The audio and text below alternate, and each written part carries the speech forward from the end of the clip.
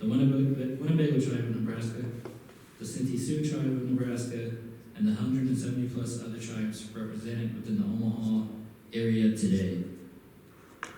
Good evening, and thank you all for coming out for tonight's forum on missing and murdered Indigenous women. It is important to know that tomorrow, May 5th, marks the National Awareness Day for Missing and Murdered Indigenous Women. There are some flyers laying about for tomorrow. There will be a walking demonstration at the Memorial Park. So if you are able to, I would highly encourage you all to come to that. Wear red. I say that while I don't have my red on today, but please try to wear red to that walking demonstration. Tonight we have the honor of hearing from Lestina Saul-Merdassi and Trisha, who have been on the front lines fighting for our people and fighting for justice. And then Lestina and Trisha, if you both want to take about 1 to 3 minutes just telling us about what tribe or tribes you guys are affiliated with and your involvement with this issue begin. I don't know if you guys want to come to the table up here. There's also mics up here for you to use. Cool.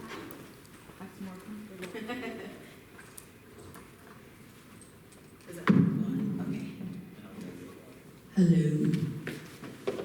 Stand up so I can see everyone.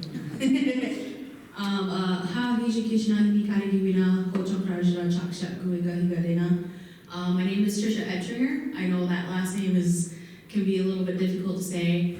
I am an enrolled member of the Winnebago tribe of Nebraska. However, I don't want to not acknowledge my other side of me as well.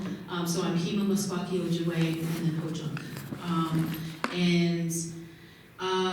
I grew up in Waterloo, Iowa.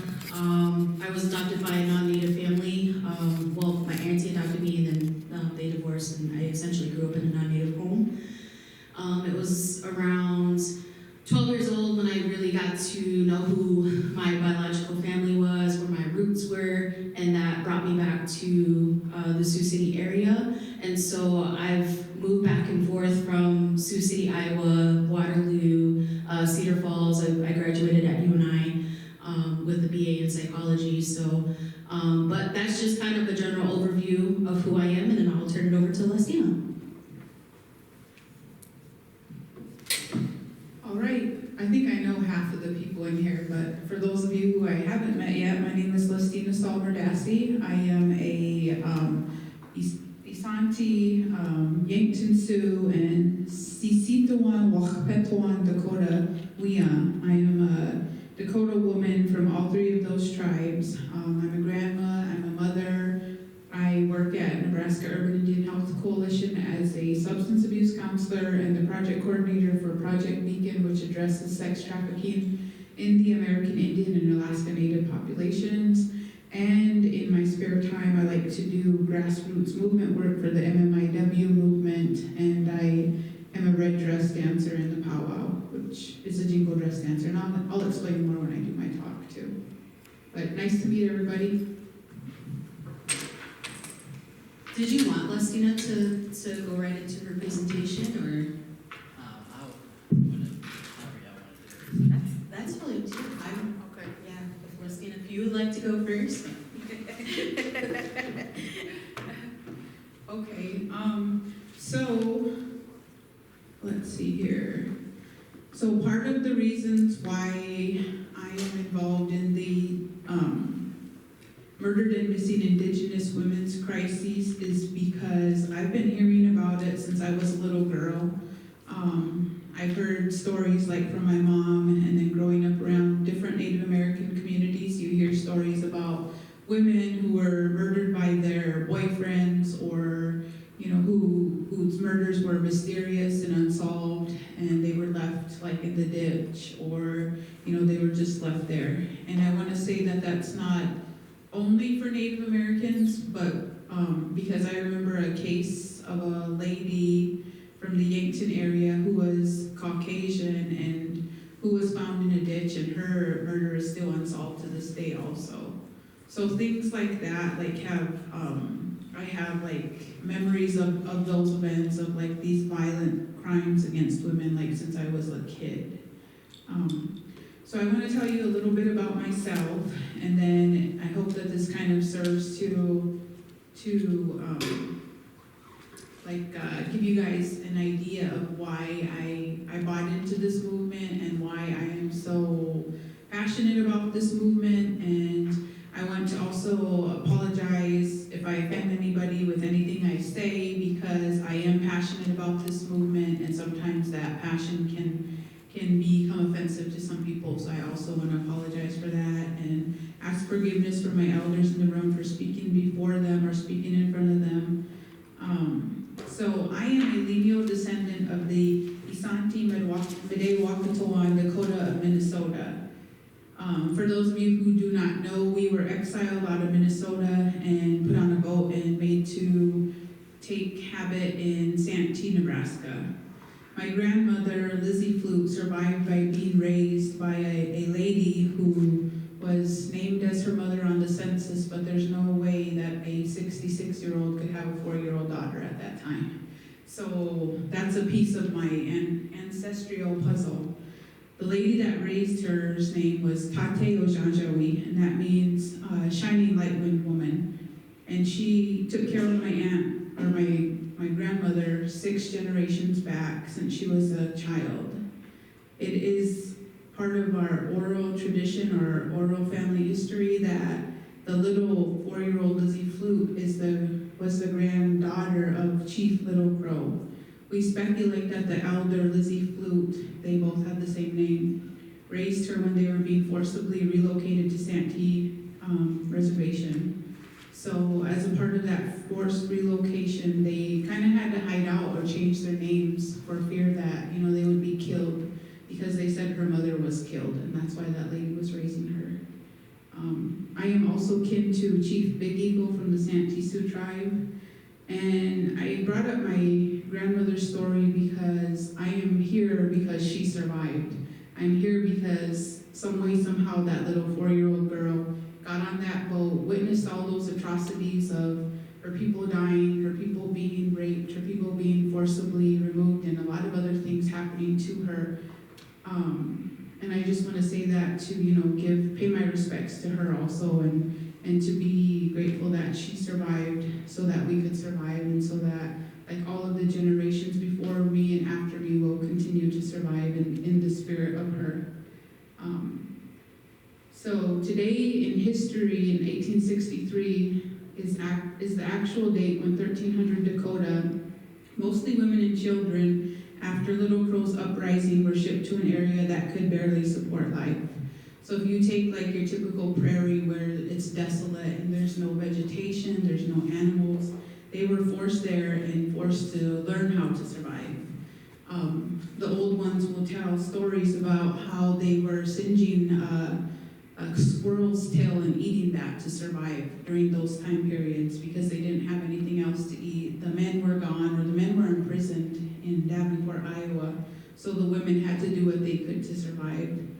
And out of that 1,300, 300 died. I think only 300 made the whole trip out of all of them. The rest of them died along the way from starvation and disease.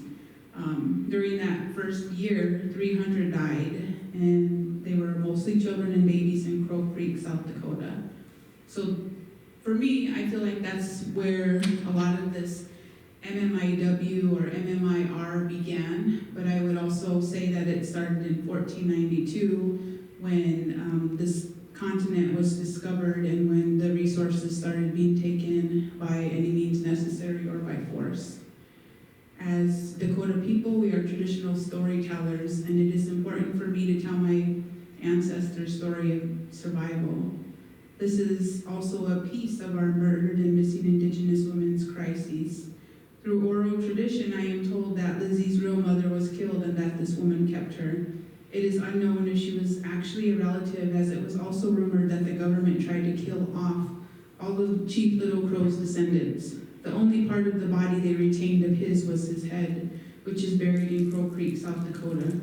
I tell the story to bring into contrast of our modern-day relatives who go missing at 3 times the regular national rates, and also to bring into notice how women suffer violence at 10 times the national rate.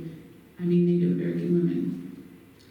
So Native Americans go missing 3 times. Once once in real life, once in the media, and the lastly in the data. And what that means is, like, if we have a relative that goes missing, I'm going to use one of my relatives, Merle Saul, as an example. He disappeared in Grand Island, Nebraska over 5 years ago. So initially they were searching for him, and so he went physically missing, they searched for him, and now, like, nobody's searching for him. And so he went missing physically, and now he's missing in the media because, you know, there's no stories being told about him, there's nothing posted up anywhere. I think they did a billboard for a few months and that was it. And so now he's a part of our data. He's a part of the missing and murdered Indigenous peoples data. And I believe he's on the Name Us website also. So one can speculate that we've been enduring this crisis since 1492 when our women and children were taken as slaves and sex trafficked. Because they survived, I can proudly wear a red dress when I dance in the powwows. I dance for the MMIR movement, and when I am asked to help in this movement, I do what I can to help. I participate and support others who are involved in this movement as well. The women are the backbone of our people, and a nation is said not to be defeated until the hearts of its women are on the ground. That's a Cheyenne proverb. So whenever I see somebody who's reaching out for help, and you know, it doesn't have to be a woman, it could be a man, and they say, hey, can you come and help me with this? I'll do what I can, and to me that's part of being a good relative, and that's part of living out our traditions and our values. Traditionally, as Dakota people, we put a lot of emphasis on our character. Like, it wasn't about material wealth or material gain, it was like how you treated people. Were you kind to them? Were you loving? Did you help? And did you help you know, the people who couldn't pay you back, the people who could never pay you back? Did you do something for them? So for me, I try to live up to those models, even though, you know, I'm not perfect, I'm far from perfect, but I do what I can. So I am very proud of my history and culture, which is why I am so passionate about this MMIWR crisis. I'm happy to share what I know about how this movement started in Canada. I have a friend named Agnes Woodward, and one of her aunts was one of the original ladies who began this movement when they got fed up with their sisters, their aunts, and their friends going missing, and the police in, I think, Vancouver not doing anything about it. So they took to the streets and they started rioting, and they started making signs, and they started, you know, holding these protests in the streets because their relatives were just going missing and not being heard from again. And Agnes has told me stories about how at one point in time the police up there were taking these homeless natives and driving them out to the country in sub-zero temperatures and leaving them there to walk, knowing that they couldn't survive that walk. So that was basically like killing them. So out of all of those events, this MMIW movement began. So it began as a grassroots movement. It began because people said, we've had enough, we want to make change possible, and we're going to use what we have. So they used what they had, whether that was making a sign or, you know, using their voice to speak up about their missing relatives. They just used what they could. And that's much like the movement today. There's no like official title in the state of Nebraska for like a MMIW advocate or a spokesperson or a missing and murdered Indigenous women or relatives office. There's nothing like that exists, except in the state of Minnesota.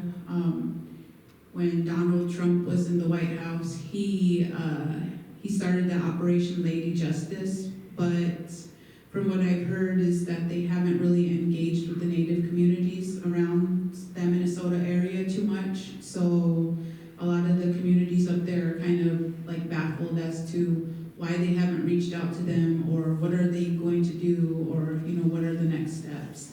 And I think those frustrations can be echoed in a lot of the families of the missing and murdered Indigenous relatives today, because whenever I am asked like about next steps or what can I do to help somebody, Oftentimes I will hear people say they're frustrated because the police aren't doing enough, or they're frustrated because they don't have the answers, or sometimes people get caught up in the not being wanting to label like their loved one as murdered, and so they get stuck on that, and sometimes they struggle with that.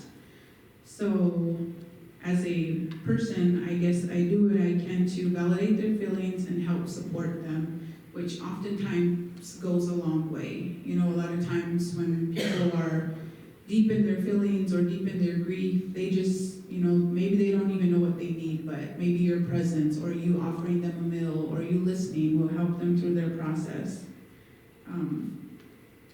I think I spoke about Merle Saul already, but I would also like to talk about who he was when he was around. So he was a United States veteran, and he served his time in the military, and he received his pensions every month, and he also was chronically homeless. So when he went missing, like for the months after that, people just assumed, oh well, you know, he's just doing what he does. He's probably gonna surface at one of these homeless shelters one of these days. He's gonna come back. So a lot of my relatives were holding on to that, like, okay, he's gone for 3 months now. I got his checks here, and I know he's gonna call any day. And when he doesn't call year after year, you know, the family just slowly loses hope. And the family has formed a search in Grand Island, and they had that billboard up, but nothing has ever came of his case. So he's just actively missing. And he was probably in his late 50s or early 60s when he disappeared. And for somebody who was accustomed to like going to homeless shelters or going to soup kitchens, he never registered at another one after he disappeared. So those are all red flags that, you know, something happened to him, but we don't know what. So I've sat with his daughter before and had a conversation with her, and you know, she's like, I've never really told my story before. I've never talked to anybody about this. So it was a very emotional conversation for her and for me too. You know, being a part of this work, it's not easy. It's not easy to sit with somebody who's telling you their frustrations or who's telling you their grief and who is just crying, and there's, you know, you can't do nothing. You just have to let them cry it out. And sometimes, you know, I break down in tears too because it's hard. You know, wearing a red shirt is the easy part, but being a part of somebody's story or helping them through their process, that's a whole different part of this work. And, you know, it's not something that people would probably choose to sign up for, or people would probably say, okay, I can help out. But then once, you know, they hear one of those stories, it's tough, it's difficult, you know. We have to practice self-care in this movement too. Otherwise, you know, if we don't take care of ourselves, we're not going to be helpful to anybody. Another reason why I'm involved in this movement too is because I have another relative. Her name's Lakota Renville. She was a member of the Sistan-Wapitan Dakota Oyate tribe, and her story is probably one that still happens every day here in America. She hooked up with a guy online, and he promised her, you know, hey, come to Kansas City, I'll help you out, you can relocate here, we got money, we got this, we got that. So she bought into that, and she left the reservation and she went down to Kansas. She wasn't there for more than a year when, like, her contact with her family kind of was sporadic. She really wasn't telling them, like, the full story about what was going on. She didn't tell them that she broke up with a guy and that she was living on her own. So she was kind of like keeping secrets from them. And one day she called her mom, my Aunt Julie Renville, and she left her a voicemail, and she's like, hey, I was just calling you, calling to say hi, I'll call you back tomorrow, Mom, I love you. And that's the last phone call that she ever received from her mom. The next phone call her mom would receive is a phone call from the police down there, from their chaplain, saying, hey, we found your daughter in an abandoned lot wrapped up in a rug. What do you want us to do with her body? So they went down there and they brought her body back and they had a funeral. But several months after that, they went back down there again, or it might have been around the same time, and they did a ceremony where they found her body. They did a bringing back of the spirit for her body because of the nature in which she was killed in, and because in our Native culture we believe that when you die like such a violent death that sometimes your spirit doesn't know what happened because it was taken so abruptly.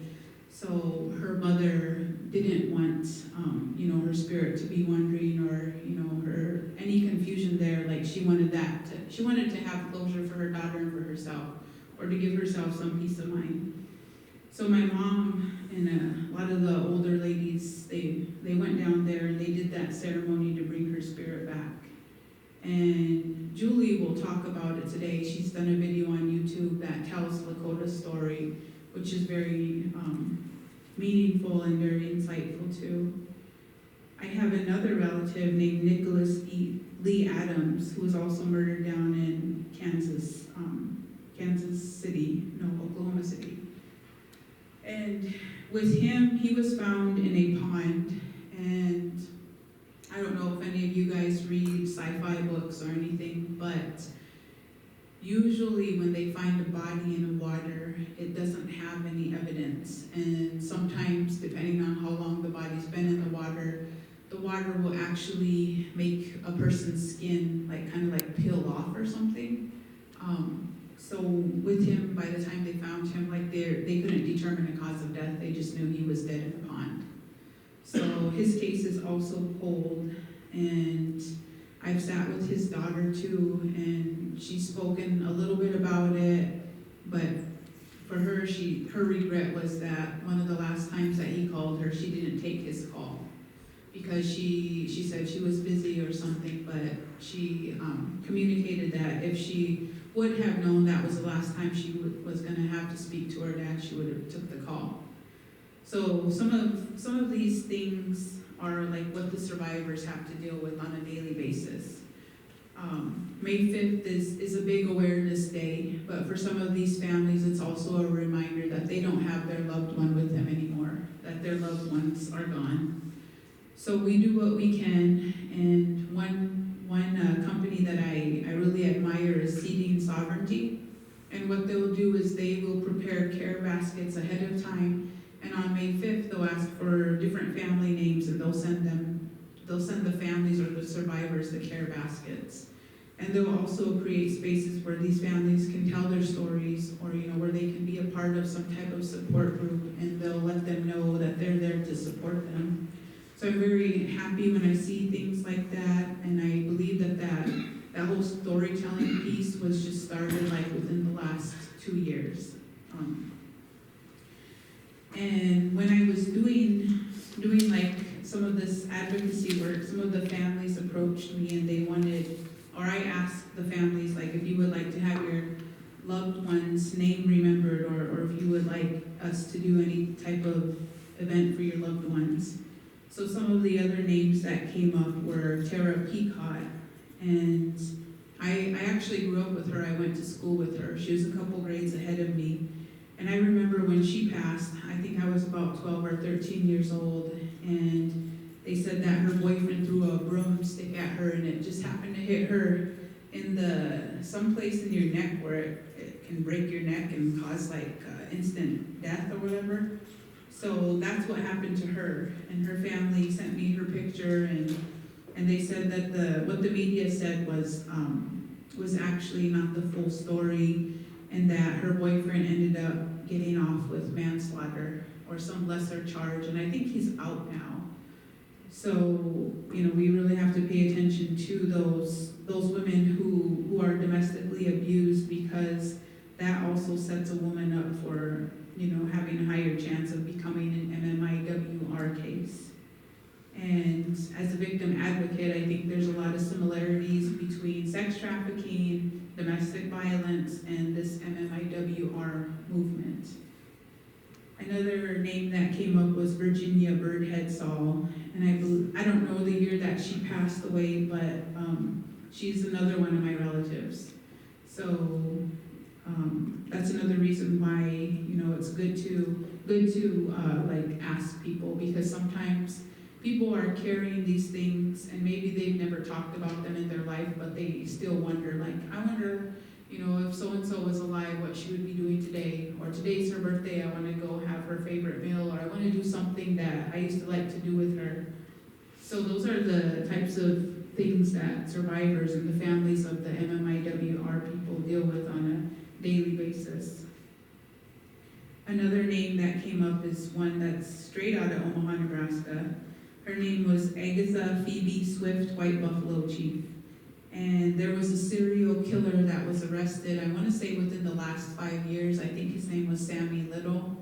And he murdered her, but it didn't come to light until like 5 years ago. I don't know if they found her body or if he confessed, but it was something like that. And I also grew up with her granddaughter, although at the time I didn't know that that was her grandma.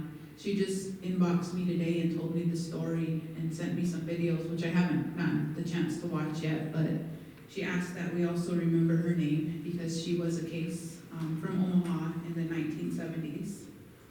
And then we have Lenice Blackbird, who is from the Omaha Nation. I really don't know too much about her case. I know that she was like in her early 20s when she passed away, and that there was a lot of suspicious circumstances around her passing. And these are not a complete list of all Nebraska MMIWRs. These are just a few. These are just the families who have given us permission to say, yeah, you can use their name or you can tell them. But that's just a small portion. I would say there's probably 10 times as many, and there's probably some that we don't know about, and that, they don't have family members who may speak up, or who may even want to talk about, their death or their disappearance. So now I'm going to go on to like what people can do to get involved. You can create safe spaces for people to share. And when I mean a safe space, it's kind of like, okay, I'm here to help you, what you tell me, I'm not gonna go tell everybody else. I just want you to know I'm here for you, I support you, and what you share with me is not gonna go no further than my ears. Another way is to help bring about change by supporting the Invisible No More bill and your local community events. So we have the privilege of having Deb Haaland in the Secretary of Interior's position right now, and she's actually the first Native American ever that's been in that position. And one of the things that she's doing is she's pushing for change with this MMIWR crisis and movement. So hopefully, with her being there, she will bring about some changes, or set some new bills or laws or something. I know that she's doing an event tomorrow, and that people can listen into that event, and I think it's at an Eastern time zone, and I think it might be 3 or 4:30 here in the Central time zone. But if you want to tune in, you can look that up, and I think there's a link on a Facebook page with that. Other ways that you can get involved would be helping the community to search. So sometimes when somebody goes missing, you can get involved in that search. You can, and if you're not able to get involved in the search, you can ask the family, how can I help out? Can I bring you guys some waters? Can I cook you a meal? Or, what do you need me to do? I'm here to help. Other ways that you can help are check on your relatives to see if they're okay. And not just, everybody in general, but for the ones who have a loved one that's gone missing or has been murdered, it's good to check up on them and just to say, hey, I'm here for you if you ever want to talk, or if you ever need support or help, or if you're confused, I'm here to help you. You can support local bills or other events that help bring awareness to this crisis. I know Nebraska brought about that LB 142, I think it was. And that helped to address this MMIWR crisis. And I think this university is actually doing research on it too, to help, address some of the issues or help look into some of the statistics that are out there. One of my ideas, and one of the ideas that I've collectively heard in different rooms items is maybe prevention starts with the youth. Maybe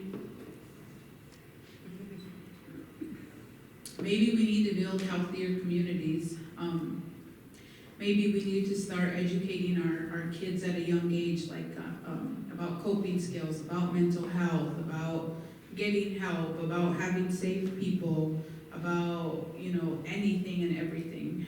And maybe that's a solution. I don't know that for a fact, but that's just an idea. And remember our relatives in a good way. The media already makes efforts to paint them in a negative light. Some of the examples of that are she was a drug addict, he was a drunk, she went with some guy, so she did this to herself, or she was asking for it. And those are also some of the things that people can say to victims of domestic violence, like, oh, well, she brought that on herself, she should have gotten away from him, or, I told her that last week and now she's gone and she should have listened to me.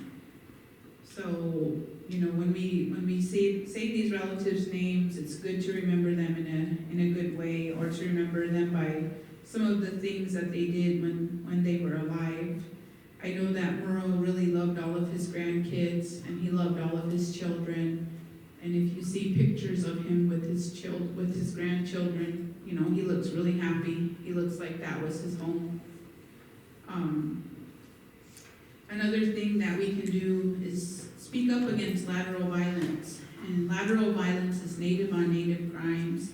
And sometimes it doesn't have to be physical. It could be the tearing down of a relative, or the crabs in a bucket syndrome, like where you don't want to see another one get ahead, you see them doing something good, and so you do what you can, you say what you can to try to tear them down. Or maybe you don't do nothing, maybe you're just a part of that conversation, but you don't do anything to stop it. So it's always good to speak up against lateral violence, but at the same time, keep yourself safe too. And if someone tries to silence your efforts and you have good intention, don't allow their negativity to push you down, but let it be a learning experience, because that exists. I've learned in the last week that sometimes not everybody's going to be welcoming of your involvement in this crisis. Some people are going to look at you and they're going to be like, why are you doing that? Or you're too young to do that, or you must have some type of hidden motives for wanting to be a part of this work or something. But you cannot let that deter you. One of the ladies I look up to, named Nicole Matthews, she said, everybody has a role to play in this movement. Some of us are speakers, some of us wear red dresses when we dance, and some of us are sitting here in this room and just listening, and by just listening, you're being a part of this movement. But everybody has a role to play. It's a whole community effort, and we're all equals in here too. And the only way you're going to learn how to do something is by doing it. So I always encourage people too to speak up about all of these things, and be a part of your communities and help to build that change. I mean, in the words of Gandhi, be the change you wish to see. And sometimes being involved in this movement means being uncomfortable and being in some unorthodox situations. But just know that if you're doing things with a good heart and your intentions are good, and if you pray before you do things, then I think you'll be okay. Another thing that I wanted to touch on was, like if there's any ladies in this room, or mothers, grandmothers, fathers, uncles, it's always a good thing to create an If I Go Missing folder. And I believe it was the Great Plains Behavioral Health who posted this thing. And basically what the If I Go Missing folder would be like, have your picture in it, maybe your size, your height, your weight, maybe your social media passwords, your bank account stuff, like all of the things people would need in case you were to go missing. And another thing that I've seen people do on social media is they'll say, excuse me, if I went missing, it's not because I'm depressed, or it's not because I'm this or I'm that. If I go missing, somebody took me, or somebody's doing something to me. So I've seen people go that route and make posts and statuses about that on social media. And then the last thing was, if anybody would like to get involved, a couple nonprofits that I would recommend would be Trisha's, which is Great Plains Action Society, and then Seeding Sovereignty. Both of them take donations that go directly to the family. When I'm doing advocacy work, I don't like people to donate to me because I don't want to be tied into that, or I don't want people to say, well, she took that money or anything. So I always prefer that they go to like an organization where I know that they're going to give the profits to the victims, or they are going to get those care baskets going, or they're like already involved in the work. And I just encourage everybody to help organize, and for everybody that's sitting here to get involved. And I want to thank everybody, and thank UNO for asking me to speak, and thank you all for giving me your undivided attention.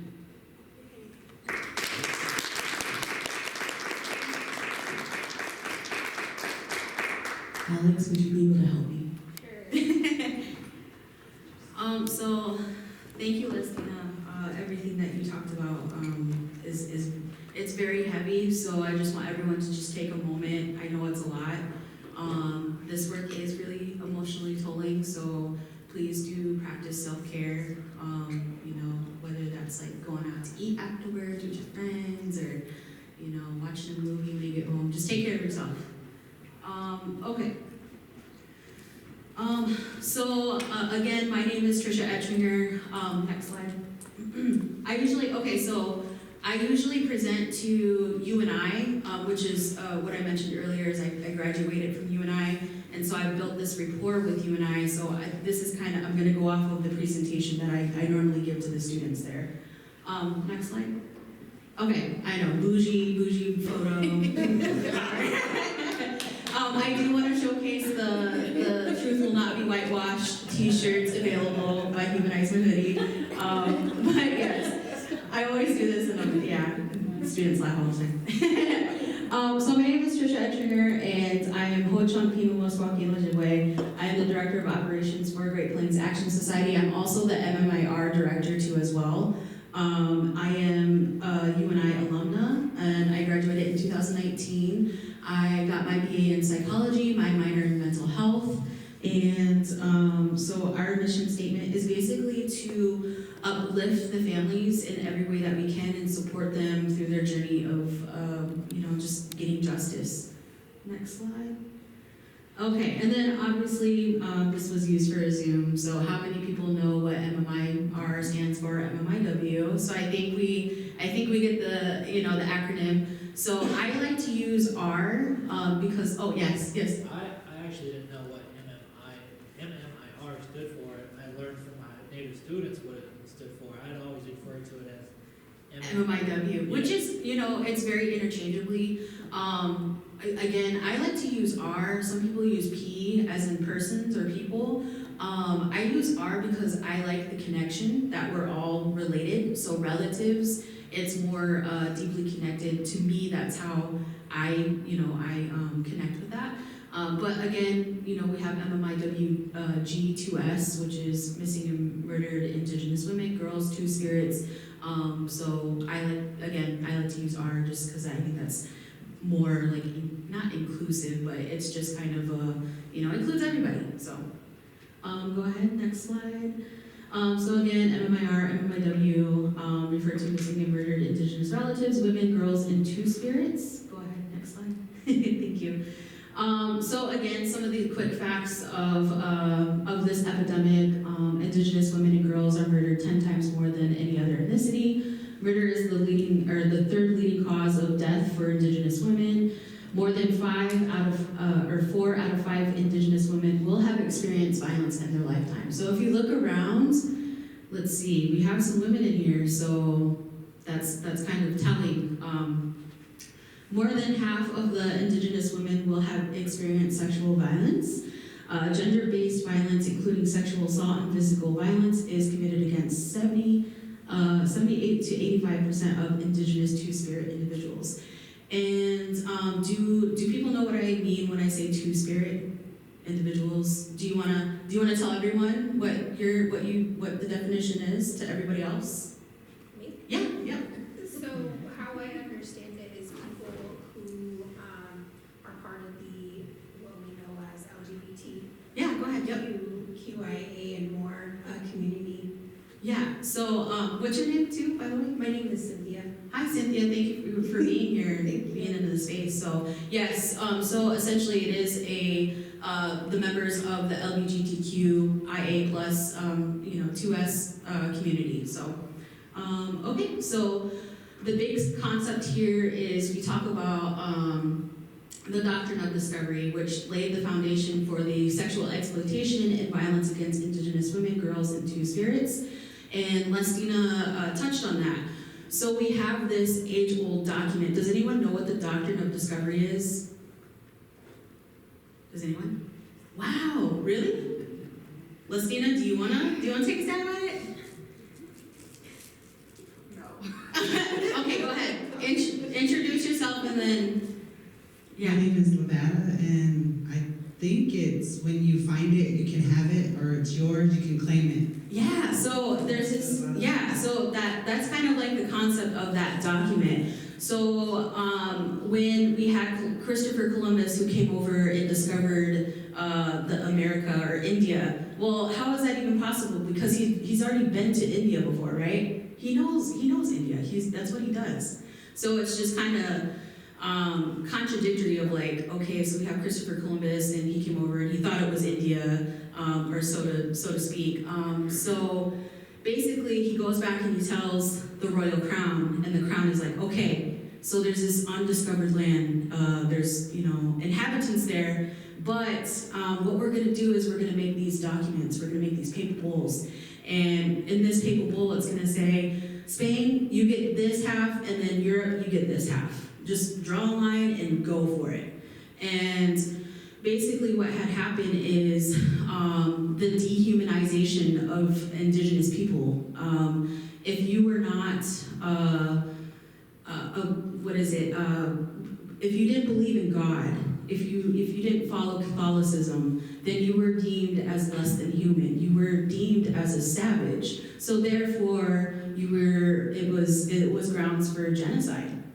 And so what had happened is now we have the royal crown going to another space and colonizing it, bringing those people and then bringing them to another space, right? Another piece of land, and extracting resources, extracting the people, and that's basically the foundation of America. The doctrine of discovery then was. It basically traces of it went into the Declaration of Independence, and then it was also then turned into the U.S. Constitution, where then we do have a language that was just male-oriented.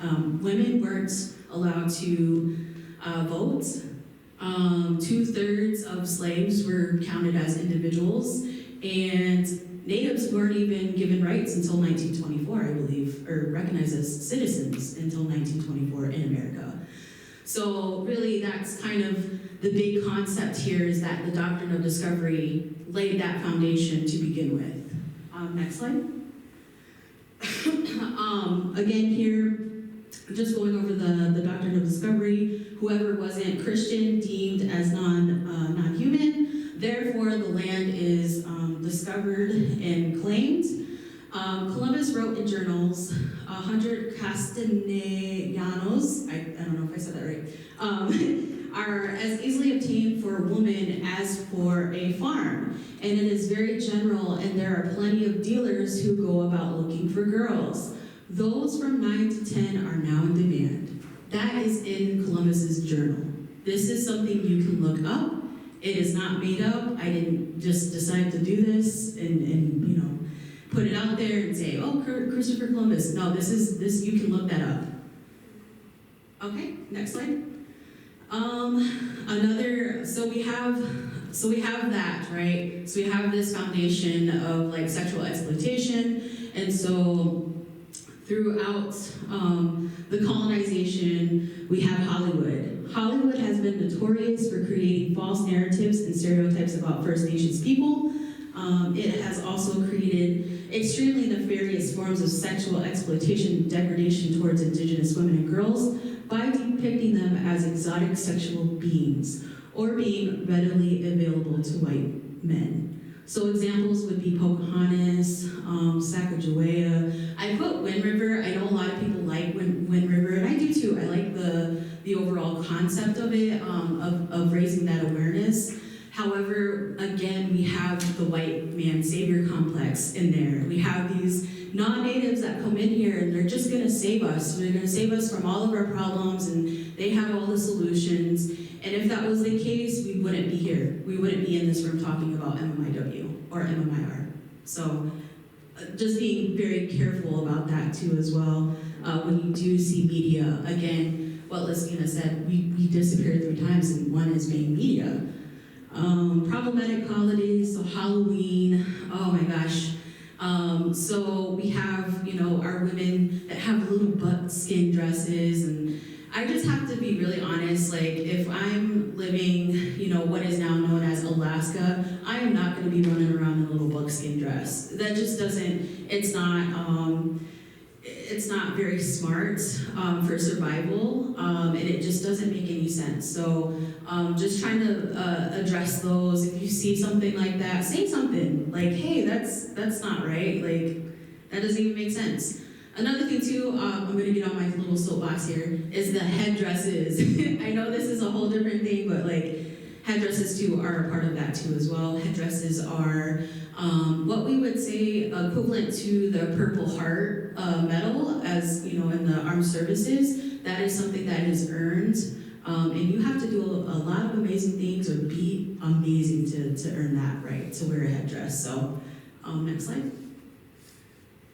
So big concept is Indigenous women, girls, and Two-Spirits are still affected by false narratives and stereotypes that have been created by settler colonialism. Next slide. So reservations in cities, sorry. Oftentimes, reservations don't offer a lot of opportunities for employment, housing, and other necessities. Oftentimes, tribal members will seek that within the cities or suburbs. Some may travel to and from work, which then creates jurisdictional challenges in the event a tribal member does go missing and possibly murdered. So I'm going to get to the Gabby Petito case here in a second too as well, because I think that was brought up too kind of earlier.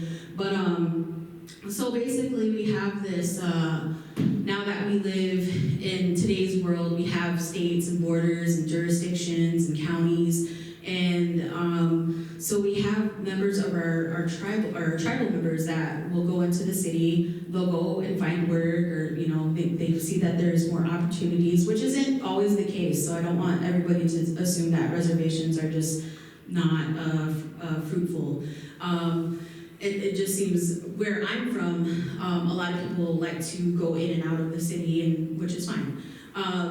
So that creates jurisdictional challenges in the event that a relative does go missing and then murdered, because then it's like, okay, who's gonna take this case, or, and then they fall through the cracks because nobody's like, well, technically they're, part of the tribe, or now, but they're in this land. And so it just creates challenges when we're trying to just find our people and bring them home. And so rightfully so, our families deserve that kind of justice, especially in the event that they do end up being murdered.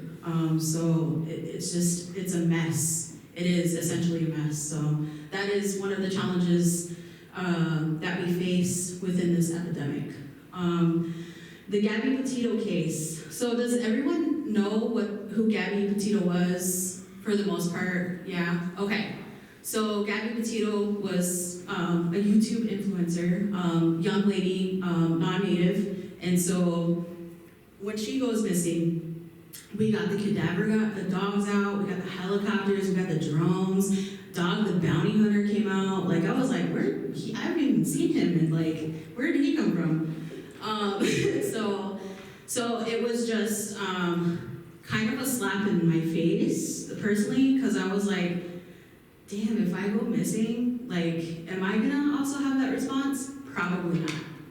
And that's a harsh reality, and it shouldn't be that way. And for our Black and Indigenous and Two-Spirits too, that do go missing, I want the same energy, I want the same response. They're just as important. So we call that the white woman syndrome. Next slide. Yep, thank you. Excuse me. Okay, so we have the Super Bowl and other major events. So we have major events such as the Super Bowl. I can't ever say it, FIFA. I don't know if that's right. But so like the big soccer championship, and Summer Olympics are hubs for sex, human trafficking, and why? Why would that be? Big crowds. Yep. So we got big crowds. What else would be another element to that? Money, people are traveling. Money, Hotels. yeah, money, right? Hotels, right? Where are you gonna stay if you're traveling, right? You're gonna stay at a hotel. What's another element to it? If I'm a sex trafficker and I'm bringing somebody into the city, how easy is it for me to get out and be on scene? Pretty easy, right? Yeah. Go ahead. Yeah. Like it say, I forgot.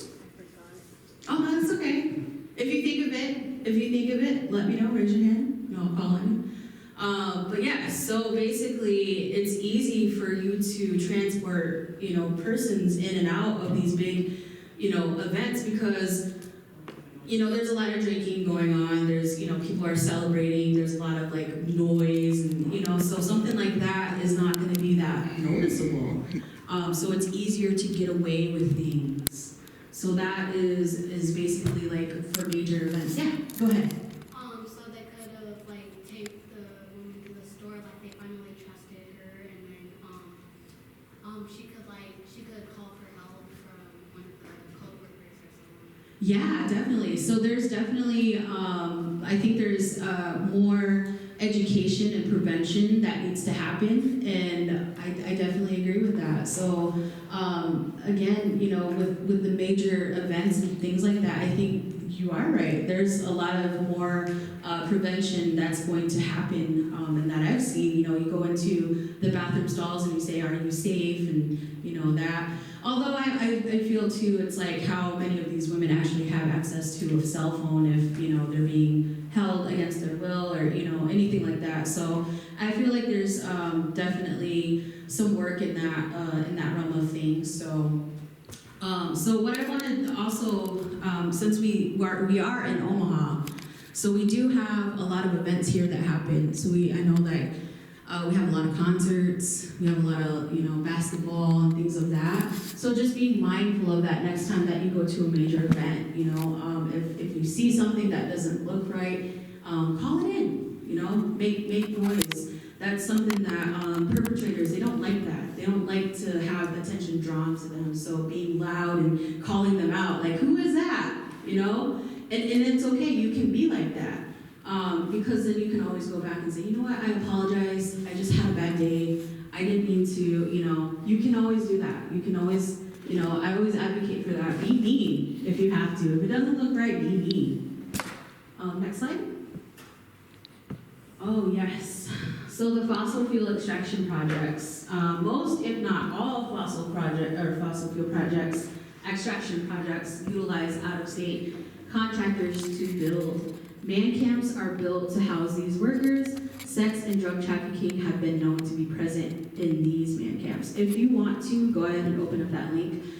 So line 3 was basically like immediately after the Standing Rock. So I think the first time that I actually kind of heard about it recently as an adult woman is when LaDonna had made this comment up at Standing Rock, like, our women are going missing and nobody cares. And that was a time where I believe Olivia Lone Bear had gone missing. And so a lot of that tied into the fossil fuel extraction projects. So if you look at this article, we have how many? 7? No, 6. Yes. So 6 men, including line 3 workers, arrested in human trafficking sting. So this isn't just something where I just say this happens and it's just something in my mind. Like, this really does happen. I think if you scroll down, Alex, somewhere, it might not be in this article. I do remember reading an article where they asked, why did you do this? Like, what was the whole reason? And the perpetrator's comment was, well, I was bored. I was not home, and I got homesick, and that's why I did what I did. So again, extracting, our women and our children and our people, it's very parallel to extracting of the land. So extraction of the land and extraction of our people. Again, modern day colonization. Alrighty, Two-Spirit refers to the native LGBTQIA plus community. Two-Spirits were considered sacred in some tribes. Interchangeable traits of female and male creating a third gender. Due to colonization, they were demonized and killed. Gender-based violence, including sexual assault and physical violence, is committed against 78 to 85% of Indigenous Two-Spirit individuals. In addition to the systematic racism directed towards them by society, Two-Spirit individuals are also the target for harmful patriarchal beliefs regarding gender identity. Next slide. Okay, so again, I want to stress the importance of self-care. I'm going to talk about some of the MMIW cases, or MMIR. So please, if you do have to go and leave, if it gets a little bit too much, understandable, nobody's gonna judge you. Okay, next slide. Okay, so Savannah LaFontaine Graywind was pregnant. She was 22 years old. Her perpetrators cut her baby from her womb, and Savannah was alive at the time, but later died due to the lack of blood. Her baby, Hazley Jo, has survived that. And if you want to go to the link there, so this happened, and so again, with the jurisdictional and not having the protections for Indigenous women, Savannah's Act was enacted by Congress. So if you want to scroll down just a little bit, and this is basically just enforcing more protocol and justice for our Indigenous women and girls. So I just want to kind of have you guys look at that. I'm not sure if this is, it is a piece of legislation, but I don't know how much of it is actually being practiced. So, okay, if you want to go back to the slide, the next slide, okay. Cozy Decora was 22 years old when her remains were found burning near a wooded area by an isolated cabin. This happened on the Winnebago Reservation. Family are seeking justice. I've been helping the Decora family. So one thing that I do always want to, when I talk about these cases, is bringing the human aspect of things. So Cozy, from what I understand, was very silly.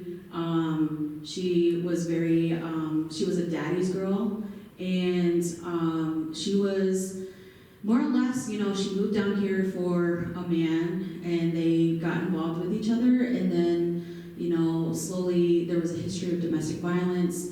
However, Cozy was just at that point where she was trying to turn her life around, and this happened. I know it says family are seeking justice. They did initially charge Jonathan Rooney with manslaughter, but they enhanced it to second-degree assault. He did get, I want to say, 25 to life. However, again, Cozy's never going to come back. He'll get to go. He'll get to be out one day. So again, really uplifting that family. What we did here for them, for Great Plains Action Society, is we help them, lodge them, any gas expenses, anything like that. We help them because, as Indigenous peoples, we have barriers every day in our life, just in life in general. So our goal is to alleviate some of that stress while they're going through this journey to justice. Okay, next slide. Rita Papaki, she was a Meskwaki tribal member. And if you want to go ahead and cue up the video there, I'm just going to play it. Hopefully the audio's not too loud. I know sometimes in classes, you know, when your teacher starts it, it's like, oh my gosh. Okay. Club Park Center at CC Rapids is once again a recipient of the highest possible ratings. Gotta love those ads. Do you know how to turn it up now? I've never met. Oh, that's okay.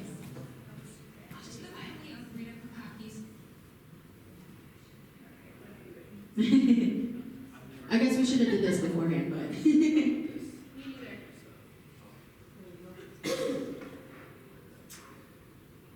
Okay, hopefully it's not too loud.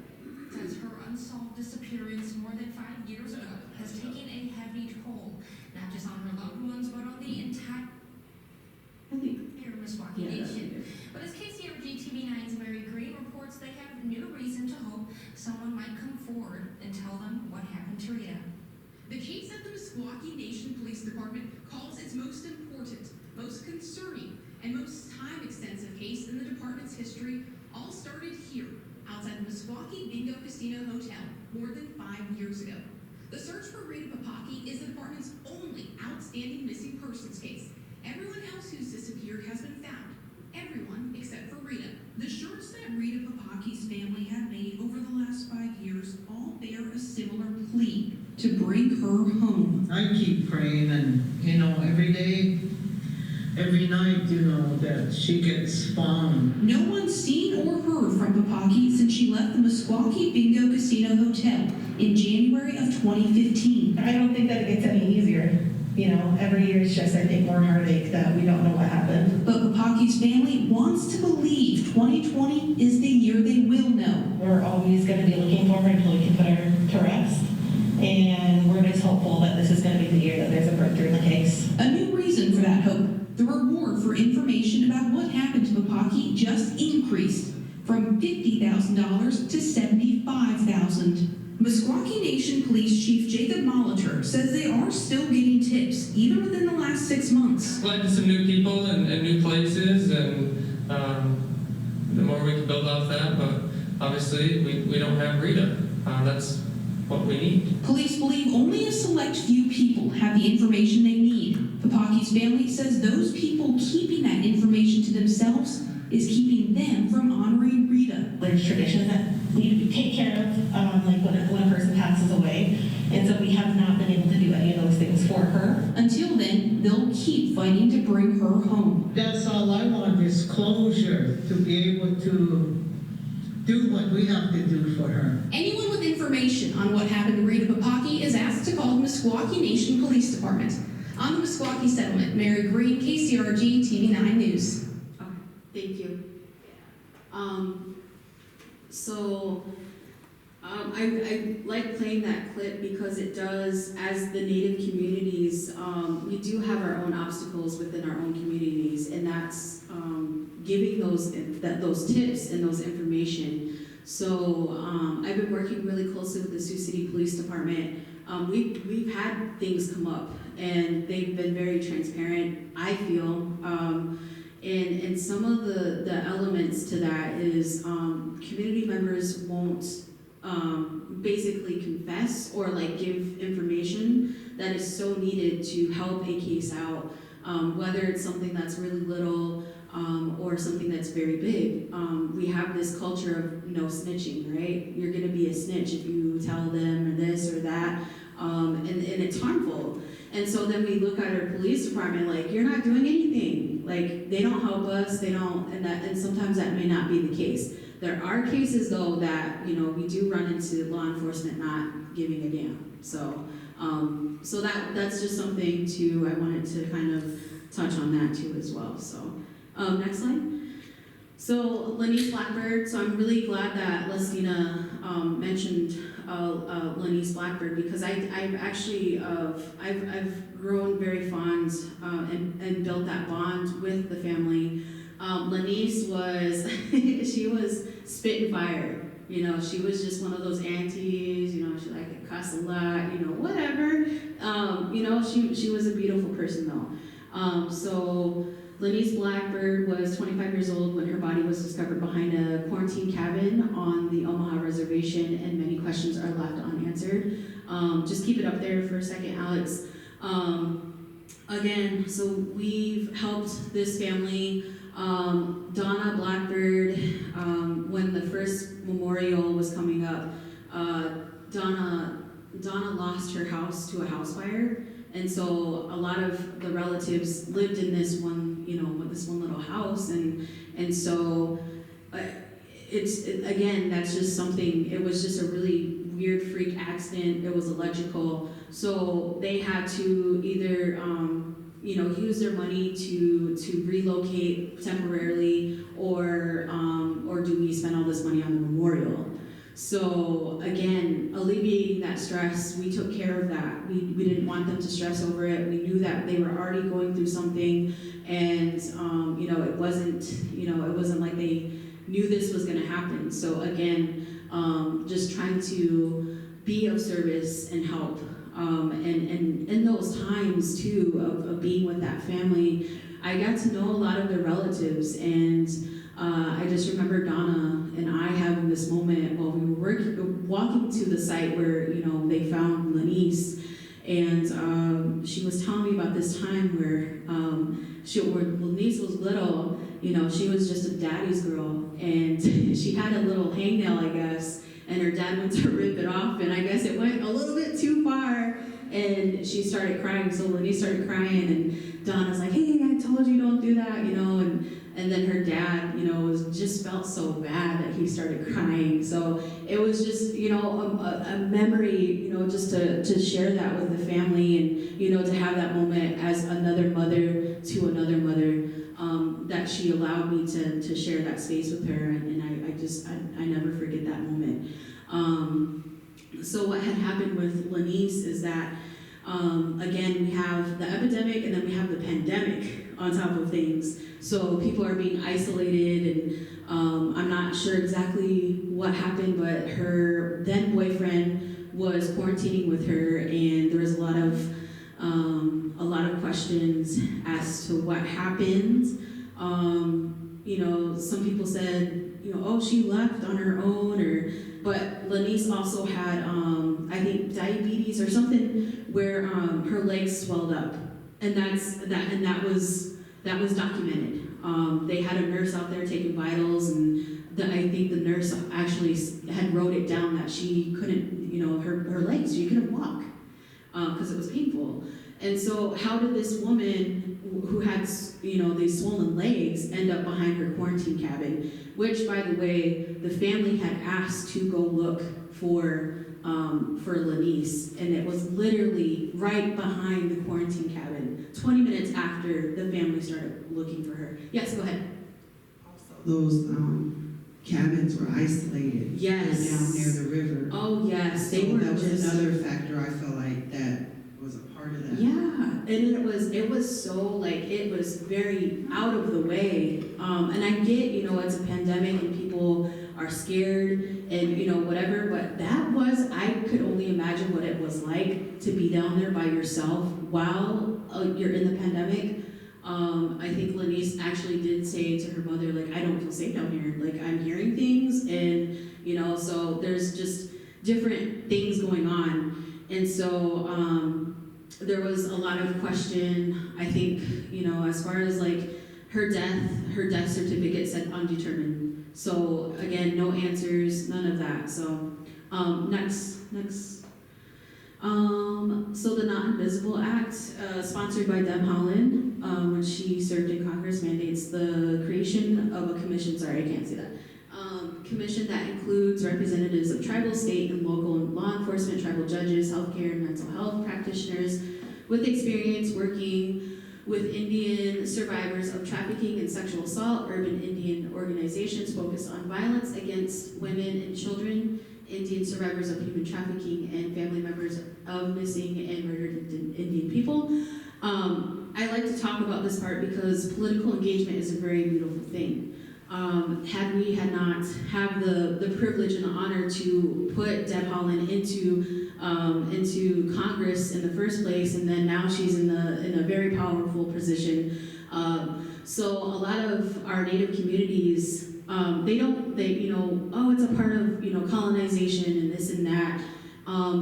While you have that argument, we still have men that are, you know, and I should say non-natives, a majority of the non-natives are still making legislation that is not going to help us. So getting involved, registering to vote, maybe running even for city positions or anything like that, advocating, being out there, showing up, again, Lestina, showing up and being there, talking about it, having the conversation. Don't just be silent, because silence is violence. Silence is also another answer, so to speak. And so I'm really happy to see that this is, enacted. I know Great Plains Action Society, we are partnering with UNL to do research, and especially for sex trafficking, and how do we, come up with possible solutions to that. So, next slide. So I think this is, so again, go ahead, yes. So with that act, I was actually just reading about that yesterday, doing some research Yes. myself. So what I had read is that it's going to sunset in October this year. Do you know if there's any conversation to continue that or to replace it, or what's going to happen beyond that? I don't know exactly, and I feel like, gosh, you bring up a really good point, because I feel like now with this abortion thing that's come up, it's just very, I don't know what's going to happen, and it's really scary. And that's why I tell people, get politically engaged, because if we don't have people in there to advocate and fight for us, it's just it's gonna fizzle out. So I don't know how to answer that, to be honest, and I'm just being very honest, because I wanted to see it continue, and I hope that it does. I mean, we just, again, we're in this partnership with a grant that's, I think, 4 years, and we're just now, in the, beginning stages of it. So I would hope to see that it still prospers and, comes up fruition, but I don't know. I'm not sure. I don't know how to answer that. And, I'm very happy that you did say that, because, again, get politically engaged. Tap in. So this is where, the project, so again, I work with UNI students, and their project is every semester, they gotta help us fundraise. So we try to fundraise as much as we can. Again, to the element of what Lestina said is we don't take this money, we don't pay ourselves, it directly goes to the family. So memorial planning, again, the travel, lodging, if they need anything. So there was a case where there was the perpetrator's mother had got custody of the kids, and she wouldn't necessarily, she made it hard for them. So when the relatives were trying to come see them, the perpetrator's mother would be like, oh, well, you gotta buy the car seats for them, and you can't borrow ours. So it's just come on. So when things like that happen, we try to just say, hey, you know what, we'll take care of it. Don't worry about it, we'll take care of it. So we've gotten them car seats, and things of that sort. So really anything that helps alleviate that extra stress and barrier. I think if you want to go ahead to the next slide, I think it just might be my closing one. So question, comments, and our social media. Another thing too is I want to touch on Ashley Aldridge. So that was a young woman that was murdered, I believe was murdered on the Omaha reservation. So she was basically found in a empty cornfield. It was really cold and naked. And for some reason, I think they ruled it as hypothermia. And I'm just come on, no, we can't have this hypothermia, or what is it, the high level of intoxication. But it's it doesn't matter. How did she get there? What were the circumstances of what happened? I don't think that Lanice, I think Lanice had smeared mud on her, so it looked like she just ran out there, but her feet weren't covered in mud, so to speak. So it was really questionable. And so I feel like the FBI failed in that sense, because it's like, how does that even make sense? But you just ruled it was hypothermia and called it good, and boom, that's it. And then that's, you know, the family doesn't get justice. Yes. And also the other piece to that is that her body was found like less 6 blocks away from the house. Yeah. In the field. Yeah, and From then the perpetrator's house. yeah, and it was what was it? Something with the kids. Like, she never left her kids. I mean, you know, I think there was a history of domestic violence. I'm not sure. There was.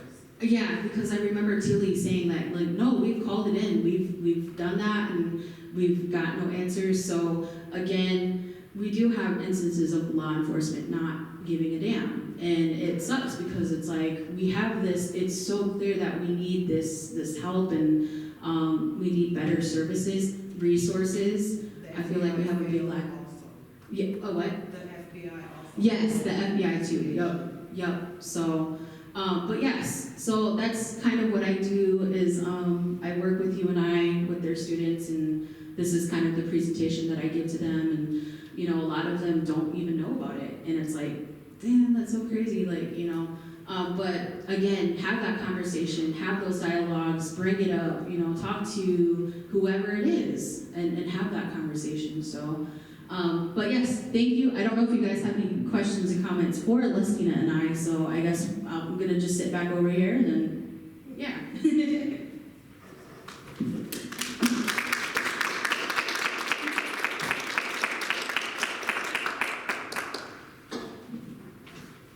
Anybody have questions? I don't have a question, I just have a comment. Thank you guys for speaking up. Yeah. Yes, for sure. I have a comment. It's about Sacagawea. I'm actually studying her for my school project. Are you telling them the real uncut truth of who she was? I'll see what I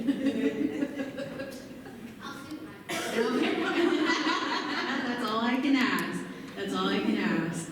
Yep. That's another thing too, is like we have legislation that bans our children from talking about real things like that. And it's like, come on now, you know, so yeah. Anybody else have any questions, comments? Anything that was surprising? I think I have a question for Lestina. Something that just kind of surprised me, more or less. I've been a road member of the Omaha Tribe, Nebraska, so I've been around natives, you know, all my life, and you know, been on the forefront, I think, of, you know, certain native issues. And I know that this issue is kind of really been, you know, front and center or limelight of things. I guess one thing that just kind of surprised me with Lestina, or kind of shocked me, is that, you know, she said that she's been knowing about this situation since she was a child, right? And so I guess I'm just more curious as to why is it now, you know, we are hearing more about this issue. And then just this case is just more of a comment, you know.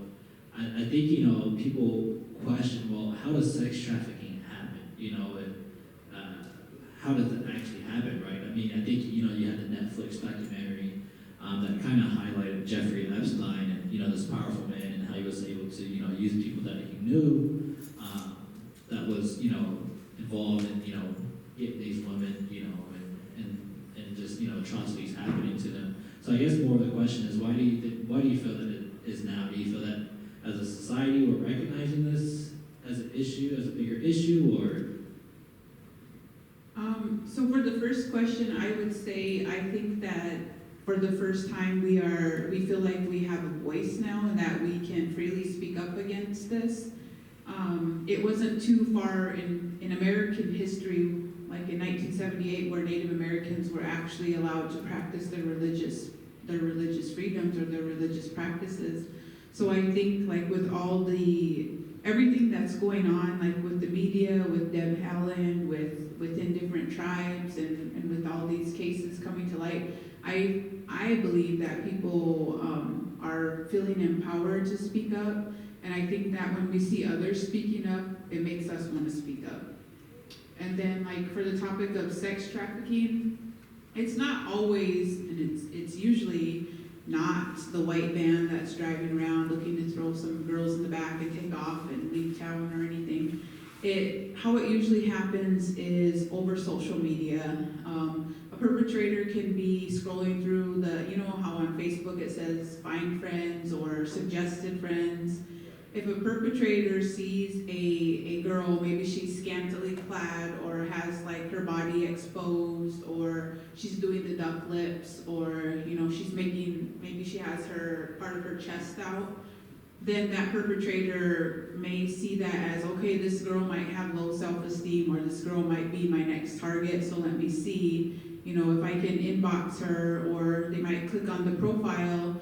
And if this young lady or young man's profile is not private, they could scroll through that and maybe they say, life sucks, my parents hate me, I should just go kill myself, or I should just run away. So if a perpetrator sees that, that's like their key, that's like their green light to say, hey, let me inbox this person, tell them they look cute, you know, give them compliments, and then they just kind of like prime them up and they build that foundation, and they try to put it out there like they're building a relationship with them. But in reality, no sooner than the girl buys into this man's compliments is he saying, hey, I love you, I'm in love with you, but I need you to help me out. I need you to just, you know, do this thing one time for me because I need to pay a bill, and, you know, after this, it'll be done with, we'll move away and we'll go get married somewhere. So if I have a low self-esteem, and I could be a male or a female, then I'm going to say, okay, I may try to help him because I believe that he loves me, and if I've been looking for love my whole life, I'm going to buy into that. So that's typically how it can go down, and statistically, it's the young men that the perpetrators or that the traffickers are after, because the young men or the boys are more sought out, right? Like right now today, like they are in higher demand than a young girl. And I don't know why that is, but that may be just an indicator of a bigger problem in the United States population with regard to, you know, perpetrators or people who abuse children. And I want to touch on my little sister's story too. She grew up in the foster care system, and she was raised by my grandma. But when my grandma passed away, she was put back in the foster care system. And then my aunt had her, who was sickly with diabetes in South Dakota, and she eventually lost both of her legs and couldn't really take good care of her. So when my little sister was about 15 or 16 years old, she runs away, or we think she runs away. And so the FBI gets involved, and around that same time, my aunt passes away too from diabetes. So there was her home, that was the one person who would check up on her, that was the one person who would go look for her, and so there was nobody left. So the FBI agents notify family members, and they say, we found her, she's in Chicago, Illinois. What happened is there's a perpetrator that's been known to frequent Sioux Falls because it's on that interstate, pick up these young girls and take them to Chicago to be sex trafficked. So that's exactly what happened to my little sister, and this was back in the 90s. And so, like, I stopped hearing from her. Occasionally, I would get a phone call, and one of the last phone calls that she made to me was telling me that she was singing in a club, or that this guy had told her she had a beautiful voice, and that he wanted her to sing in the club, and that he could see her going, like, big time or international and just being famous. But that he was also giving her a white substance, and she didn't know what it was, but she said she liked it. And so she's like 16 years old and saying this, and then that's one of the last phone calls that I had with her. So fast forward to about 2012 or 2013, from the late 90s, and I was going through that whole time thinking that my sister's dead. I'm probably never going to see her again. Something happened to her, because why would she just disappear without a trace?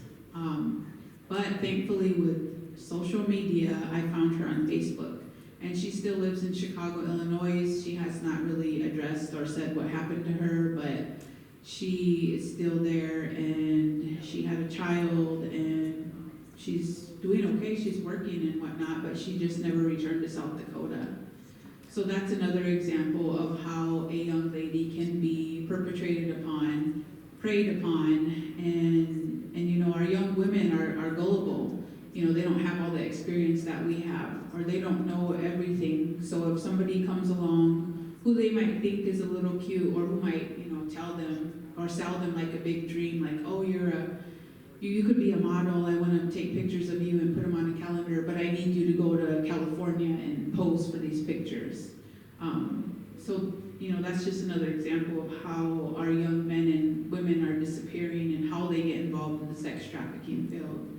And for some women, they can escape that, but the statistics for women going into sex trafficking are not that good. The lifespan of the woman once she's entered into the sex trafficking field is, I believe, under 10 years, 7 or 10 years. And typically when a trafficker gets a young lady, you know, they want them to make as much money as they can in one night. And if they can't maybe do 20 customers, then, you know, they get beat up or they get tortured. And sometimes it's sad to say that some grandparents are doing that to the young ones that are in their care. They're driving them to these cities because they live in poverty, so they're driving their foster children to these cities, and they're letting people take advantage of them so that they can make money off of them. And that's not to say that that's every sex trafficking case, but that is what goes on. And I know of some reservations in North Dakota where sex trafficking happens, and it's usually, it's usually a situation where people know it's going on. Like the police can even know that it's going on, or people in the community knows what goes on in that house, or sees people go in and out, or, you know, sees people, young kids go in there, and they know what's going on with them, so they report them, but nothing is ever done. So, you know, like we were saying, if you see something, say something. And if your tribal police or local police don't do anything, I've been told that the state patrol will, and that oftentimes it's best just to start with the state patrol because they have more force than the local police. I just want to add to that online gaming is also another way that perpetrators can connect with youth. You know, you get in the chats or like, you know, if somebody's, you know, just on there, you know, you got your little microphone and maybe home life and you're just making comments on online gaming spaces that can happen too as well. Sex traffickers can look any way. I think there is that stereotypical, like the old, you know, white creepy guy in the white van. It could be somebody, you know, it could be another child. It could be another child where, you know, they got into this and now they have to turn around and subject the same abuse to younger children because, you know, they call them the bottom bitch basically, or, you know, they have that hierarchy or whatever, so they get into the system. And also and another thing, or another way that I've heard of people doing it is they will find a young victim from here in Nebraska and they'll take them to Las Vegas because it's legal out there. And you can walk up and down that strip and there's guys handing out cards of these naked women and saying, call this number. And it's because prostitution is illegal. So what I've seen happen is some victims or some runaways or some people who are, you know, just trying to escape their home life will go with these people and they'll be calling their relatives from Nevada saying, I'm out here, I want to come home now, I'm being trafficked or I'm being made to do what things I don't want to do. They won't let me have a phone. I happen to run away and use somebody's phone right now, but I'm scared that they're following me or I'm scared that they're going to see me, so I gotta go. So then they'll disappear. And then say if that's a 15 or 14-year-old girl, if she's alone walking the streets, she's open prey to another predator. So her original trafficker may not catch her, but somebody else can. And then she can disappear or she can be lost in the sex trafficking field. And from what I've seen from working with sex trafficking victims is they need a lot of help when they're seeking help. They need mental health, they need housing, they need emotional support, they need safety, they need everything. So it's a difficult job, but you know, I'm glad that at Nebraska Urban Indian Health Coalition we have a segment of our program that addresses that and that advocates for that. And it's not an easy line of work to do, but thankfully in the Omaha area there are a lot of other agencies that work to combat the sex trafficking and that work for victim assistance and that help women or men to rebuild their lives and to get on their feet again. I think we have one more question.